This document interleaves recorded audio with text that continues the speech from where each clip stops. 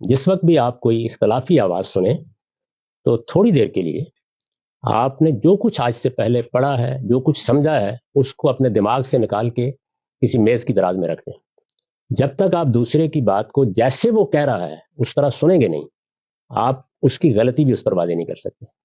ہمارے ہاں جو سب سے بڑا المیہ ہے وہ یہی ہے. آپ نے بارہا دیکھا ہوگا کہ لوگ کسی مجلس میں ہی بیٹھے ہیں اور خاص طور پر بر صغیر کے لوگ، تو وہ دوسرے کی گفتگو سن نہیں رہے ہوتے، اس کا جواب سوچ رہے ہوتے ہیں. آپ کو سب سے پہلے سننا سیکھنا چاہیے. سننے کے بارے میں سوالات کرنے چاہیے. یعنی ایک شخص نے ایک بات بیان کی ہے، وہ میرے نظریے سے یا میرے زاویے سے بڑی ہی غلط بات ہے، تھوڑی دیر کے لیے فرض کر لیجیے، اس وقت مجھے زیادہ محتاط ہو جانا چاہیے کہ یہ بات کیونکہ تنقیدی بات ہے، یہ بات میری پہلے سے معلومات کے خلاف ہے، تو میں اچھی طرح سنوں کہ یہ کیا کہہ رہا ہے. اس میں پھر آپ متعین کرتے ہیں کہ دوسرا آدمی کیا کہہ رہا ہے.